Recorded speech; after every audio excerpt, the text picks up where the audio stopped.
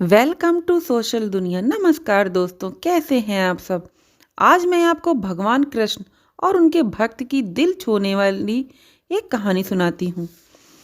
एक गांव में राधे श्याम नाम का एक युवक रहता था। वह स्वभाव से बड़ा शांत और सुविचार वाला था। उसका एक छोटा सा परिवार था जिसमें उसके माता पिता, पत्नी और 2 बच्चे थे। वह सभी से बहुत प्यार करता था। इसके अलावा वह कृष्ण भगवान का एक सच्चा भक्त भी था और सभी पर दया भाव रखता था। जरूरतमंद लोगों की सेवा भी करता था और किसी को भी दुख नहीं देता था। उसके इन्हीं गुणों के कारण कृष्ण भगवान उस पर सदा प्रसन्न रहते थे और सदैव उसके साथ रहते थे। और राधे श्याम अपने कृष्ण भगवान को देख भी सकता था, उनसे बातें भी करता था। इसके बावजूद उसने कभी भी कृष्ण भगवान से कुछ नहीं मांगा। कृष्ण भगवान हमेशा उसके साथ रहते थे, इसलिए वह हमेशा खुश रहता था। राधे श्याम कृष्ण भगवान को अपने मित्र की तरह पुकारता था और अपने सभी विचारों को बांटता था।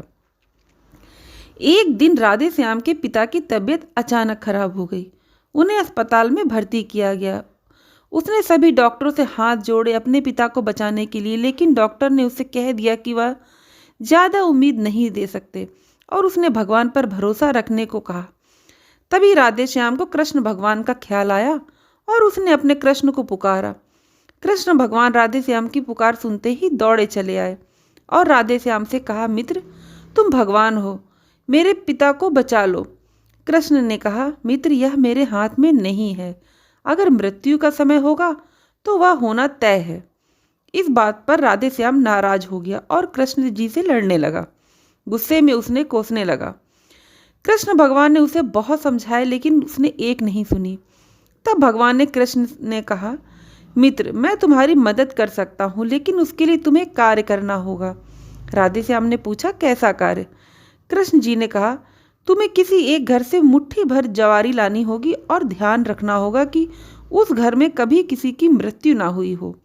राधे श्याम झट से हाँ बोलकर उस घर की तलाश में निकल गया। उसने कई दरवाजे खटखटाए। हर घर में ज्वार तो होती थी, लेकिन उसे कोई ऐसा व्यक्ति नहीं होता था जिनसे परिवार में किसी की मृत्यु न हुई हो। किसी का पिता, किसी का दादा, किसी का भाई, माँ या बहन गुजरे हुए थे। 2 दिन तक भटकने के बाद भी राधे श्याम को ऐसा एक भी घर नहीं मिला जिसमें किसी की मृत्यु न हुई हो। तब उसने इस बात का एहसास हुआ कि मृत्यु अटल सत्य है। इसका सामना कभी न कभी सभी को करना होता है। इससे कोई नहीं भाग सकता।